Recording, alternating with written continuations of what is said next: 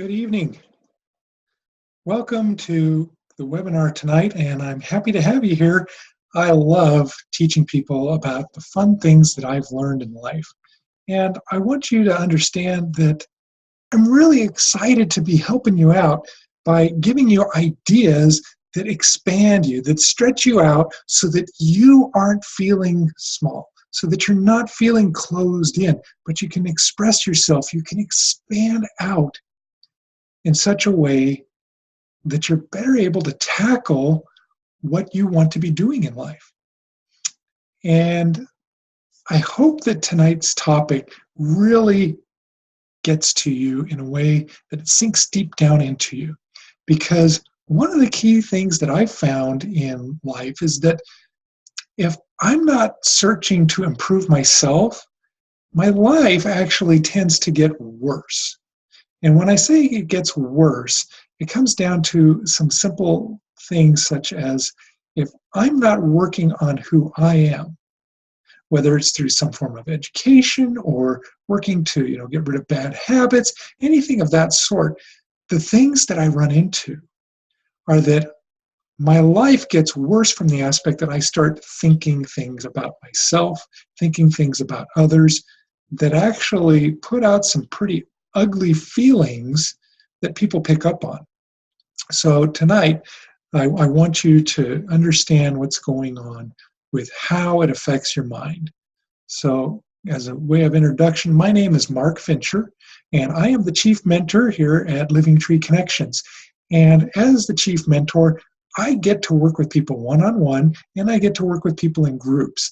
I love teaching people these techniques. I love teaching them how to connect better with other people and how to connect better with themselves. And to me, as a religious person, a person of spirituality, I also want people to be able to connect better with God. And I hope that you feel that we're connected, because the fact that you're watching this tells me that there was a draw to you, that there's some reason that you felt like you should be watching and seeking out some learning. So what's the topic tonight? Well, the topic is choose how you think. Better, daring mind control. Now, what do I mean by better, daring mind control? It comes down to what is it that we're willing to do? Okay? What are we willing to do to change how we think? Because if we're not willing to change how we think, we actually will have more difficulty with moving through life, because life requires constant change. Now, I was in a place in my life when I really did not want to change. I thought, I know enough, I'm good enough to get by. Okay, I didn't want more in the way that I was going to actually try for it. Yeah, I had wishes, I wish things were better, I wish I could do this, I wish I could do that. But I didn't really want anything enough to actually try to change to get it. And that is something that actually affects the majority of people on Earth. I recently heard a statistic from a friend who was reading in Success Magazine that it said that really only 1.8% of people write down goals and actually work at them. Now, I don't know how accurate that number is, but even if it's only a third of people and not 1.8%, that leaves a lot of other people who aren't trying to accomplish something. And why do you suppose that people aren't seeking to accomplish something? Why is it that they're not finding a way to improve what they have today in life? And I can tell you right now, it's what's going on up here. They don't think that they can get something, or they've convinced themselves that they can't get something. And so they don't even try. They don't even want to put it out there by writing something on paper saying, I want to accomplish this. So let me ask you this. Are you willing to right now write down 5 things that you want to accomplish within the next 30 days? Are you? Or does that make your skin crawl a little bit? Or are you just sitting there going, yeah, I got this? Well, I used to be the kind of person who just went, no, I don't do that. I don't like goals. I don't like goals being forced on me because that was my experience. I had people tell me what my goals were. That doesn't get a person very far. I wasn't willing to set my own goals because I had this bad taste in my mouth about people tell me what to do. And because of that, I ran into some issues with how I looked at employment, how I looked at my relationships, how I was looking at where I was in life and what I could accomplish. Was I even willing to try to do something more, to get a better home, to buy a new car? Was I willing to try and upgrade my employment? Those kind of things I wasn't looking for because somebody had once told me, this is your goal and you have to get it. It's hard to imagine from a logical standpoint stopping movement forward because somebody did that once, twice, even 10 times. Who cares? Who cares if somebody 10 times told me, you have to get this goal? But why should that stop me from getting other goals in life? Well, why did it stop me? Because I was telling myself, I don't want to have these things going on in my life. And where did that come from? Well, it came from what I was thinking, what I was saying. I was actually verbalizing. I tell people at work, man, I'm so tired of being told what to do for goals. I hate goals. Okay? It's interesting that just today I had a friend who was explaining to me that from Nova Now, they actually were talking about how when we speak, everything we speak is actually mapped in two separate places within our brains. Okay, two places. So what's going on in our mind? What are we thinking about? Because what we think, I'm sure, is getting mapped as well, but what we speak definitely is getting mapped. So of all the things that you're talking, what percentage of them are positive about yourself and about the things around you? Because if you're speaking poorly, if you're actually talking things down constantly, what would you expect from life if that's what you're storing within your brain? And you're saying, I can't, I won't, I dislike, I hate, I don't wanna, never, whatever. All those things cause us to actually look towards the future in a negative way. We're looking down.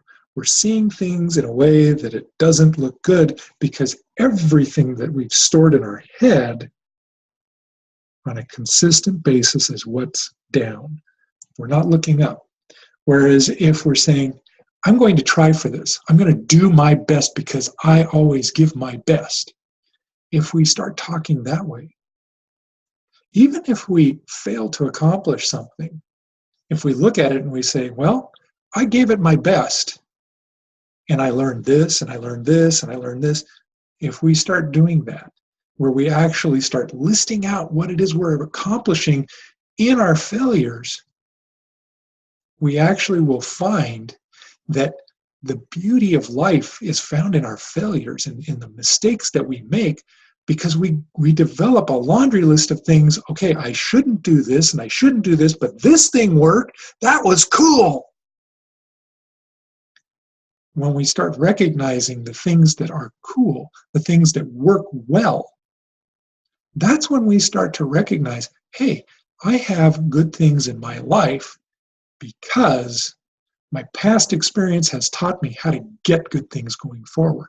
And we actually start looking for the successes, because as I start saying, I'm looking forward, I think I can get this, I'm going to give it a shot, I want to accomplish this.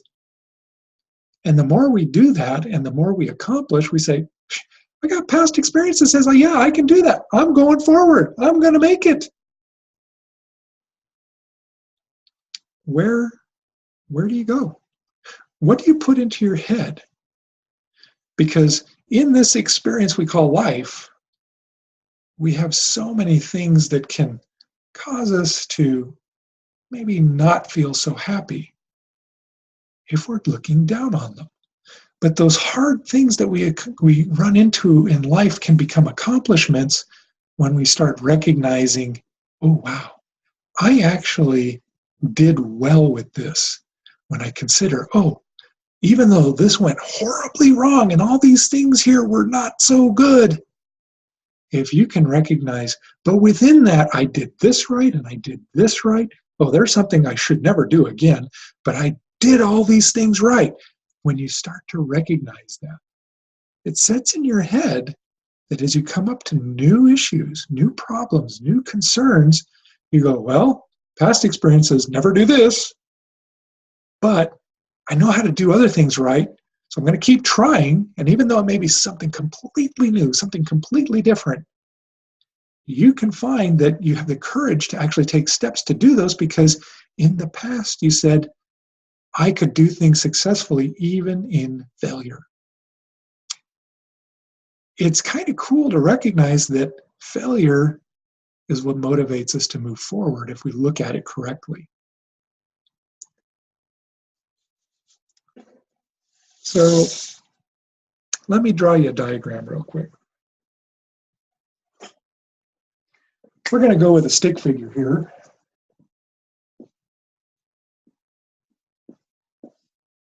Okay, there you are in all of your glory. And in your glory, you have two parts to your mind. You have a conscious mind and a subconscious mind. And in that subconscious, that controls everything you do. And you may not believe how much that is, but everything you do is in that subconscious mind. And if you start recognizing that within your subconscious mind, you control your heartbeat, you control the movement of all your muscles, you control the way that you blink, and you don't have to think about most of it. The breathing that you do, the way that your body creates all of the enzymes that it needs, everything that is happening in your body is controlled through your subconscious mind. So what's going on in that conscious mind? Well, not a whole lot compared to the subconscious, but there's still plenty going on. So in your conscious mind, do you ever think of things that you maybe never do? I know I do, because within your conscious mind, you actually every second can think of about 40 different things, 20 to 40 things. So if you're doing 20 to 40 things, what are those things that you're thinking of? Well, maybe it's, oh, I need to go to the grocery store, or, oh, make a right turn, make a left turn, which was left or right, those kind of things sometimes you have to figure out as you go along. But within the subconscious, every second,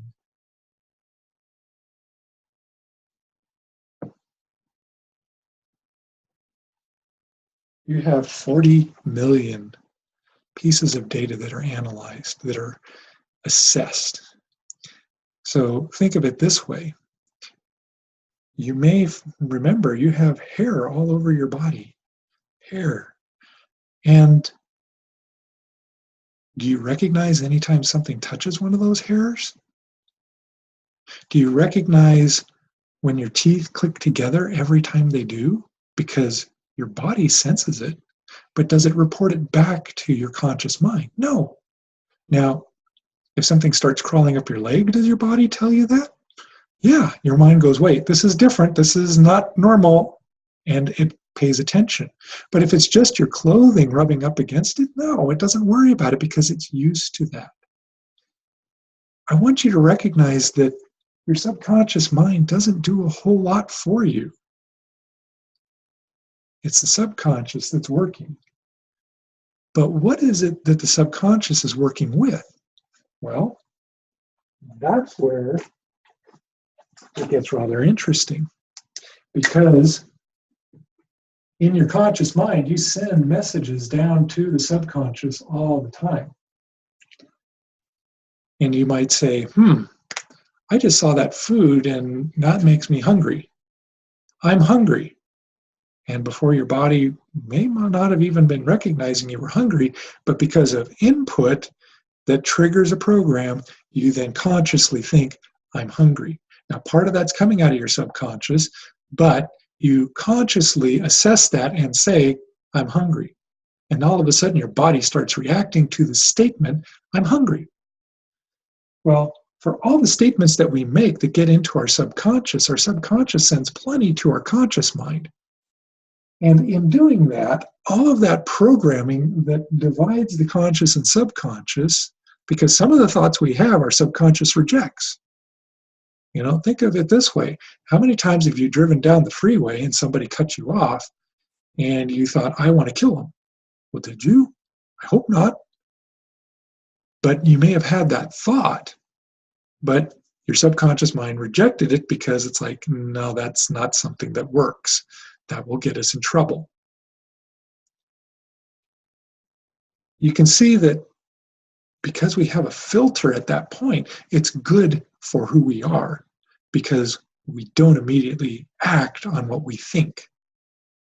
But at times, it gets rather frustrating because when we want to accomplish something, say I want to swim 100 yards, and I'm like, well, I think I can do it, and I jump in the water, and then I say, no, I can't.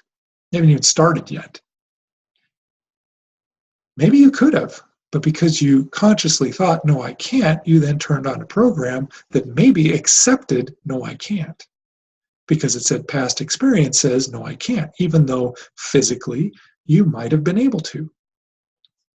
Well, all of that puts something around us. And you'll recognize that each of us has a bubble around us. And those bubbles actually cause something interesting to happen. You see, the bubbles around us actually create a mood. And you know what I'm talking about. I'm sure you've walked into a room where somebody was exuberantly happy. They were just ecstatic, but you didn't hear them or see them. You just walked into the room and felt that excitement because they had so much energy of exuberance and joy and all of that.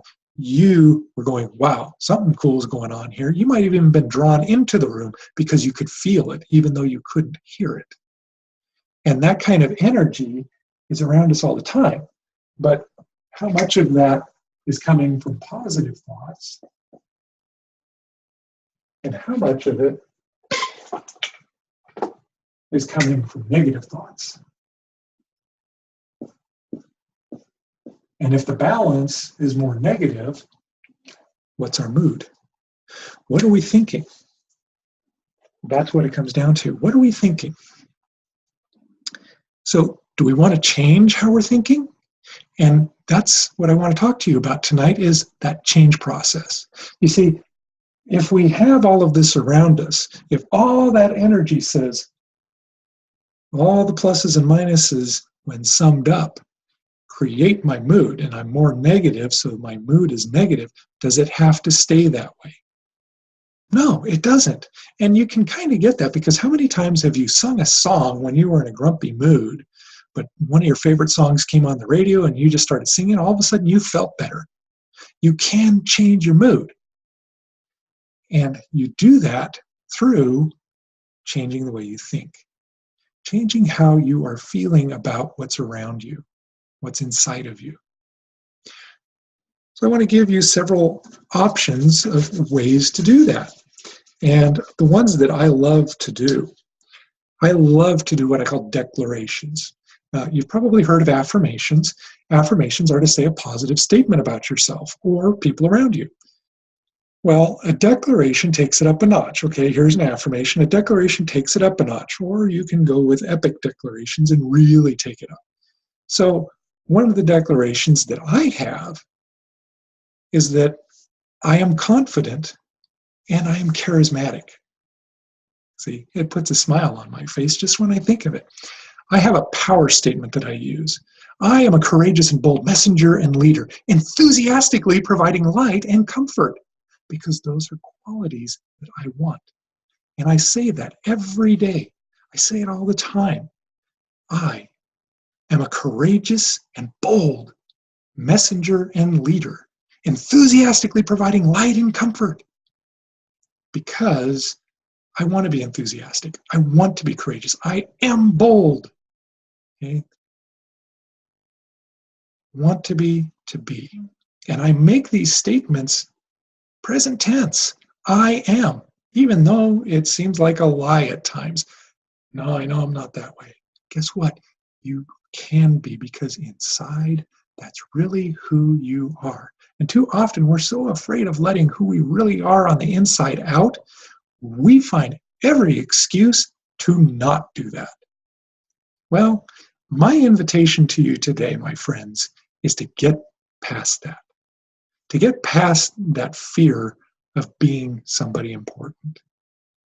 We often think, oh, I wish I was important. I wish. No, we don't, because what we're really saying inside is, I wish I could be that way, but I'm not. And I'm here to tell you, you are. You are. And how do I know that? Because I've changed the way I speak to myself, the way I think about myself. And in doing that, I'm becoming who I've wanted to be. Not who I've been, who I want to be. Because I put the belief into my head and let it sink down into that subconscious, so the subconscious starts working for me. Because when opportunities arise to be bold, to be courageous, to bring light, to bring comfort, I'm doing it more and more and more, because that's who I am. I didn't do it in the past, but I do it now because that is who I am. I chose into it. I chose into who I wanted to be, just as you can do the same. So I invite you, choose to be.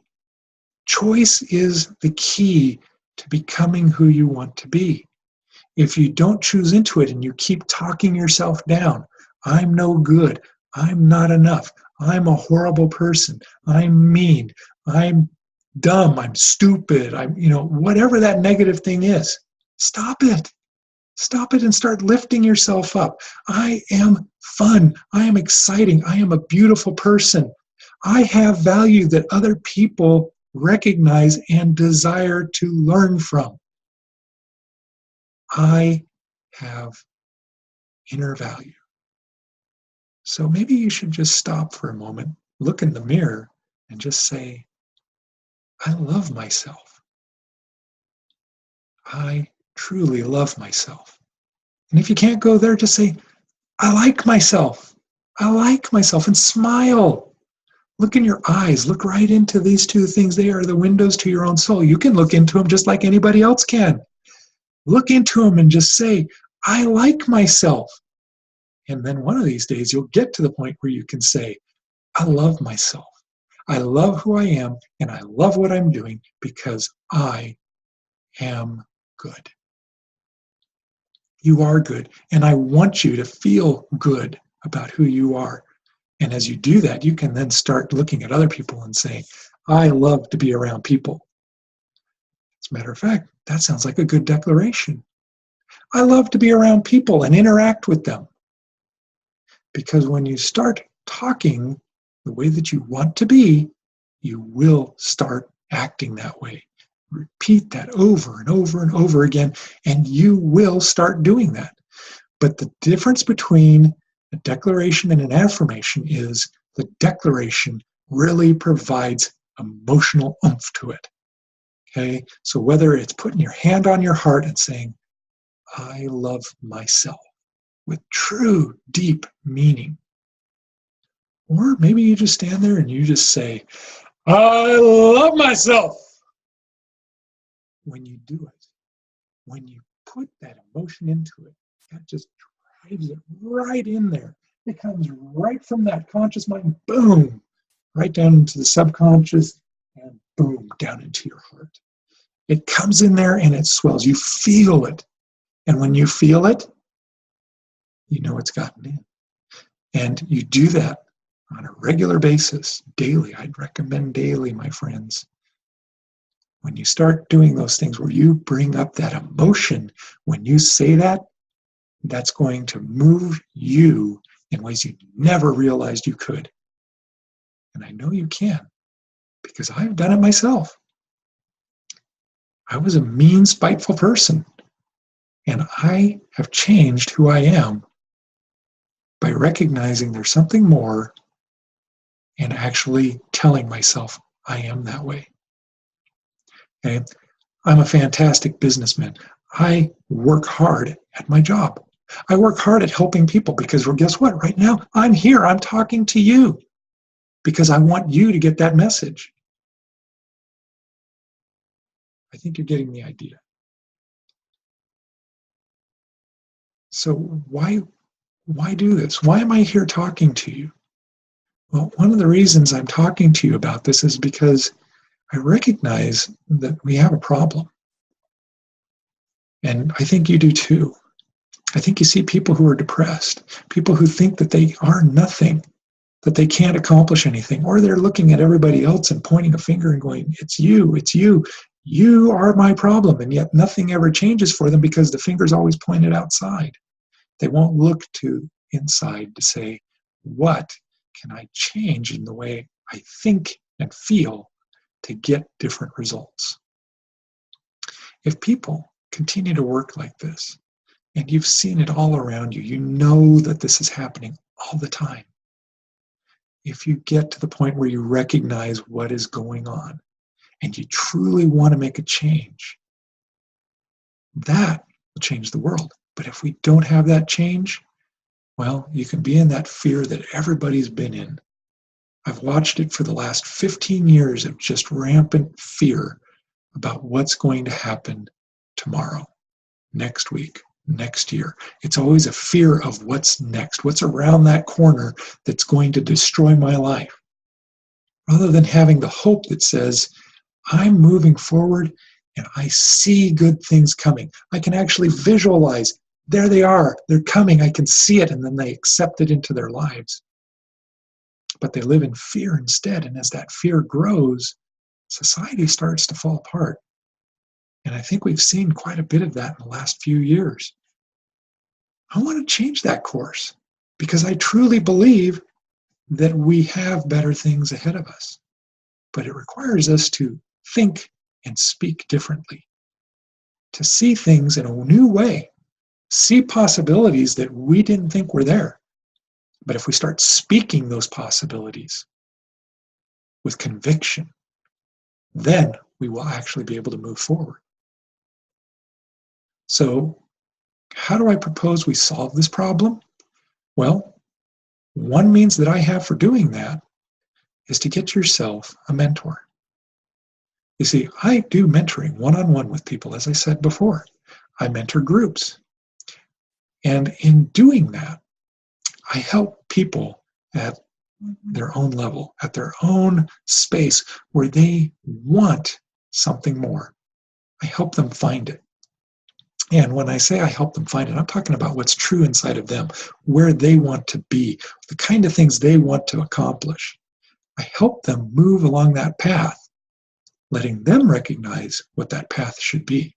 I'm not going to tell you what path to take. I help you uncover that path by getting rid of negative emotions and negative thoughts, by overcoming obstacles. When we do that, things get good. When things get good, life becomes a beautiful thing. So I want to talk to you tonight about mentoring. What does it look like? And I would offer to you one of my mentoring packages just to see how you want to start out, what you might be able to accomplish. I have a mentoring package of three 30-minute appointments where over the internet through video conferencing, we sit down and we discuss where you want to be going, things that are holding you back, giving you techniques that can help you to blow through those things, to actually recognize, oh, this is holding me back. I want to get past that. And as you do that, things will get better. So that package, 3 appointments for 30 minutes, and it's $97. Now, other packages, I've paid Mentor for 3 appointments and paid $1,500. Why? Because I knew that that mentor could help me move forward. But I'm offering you a starter package of that similar nature for $97.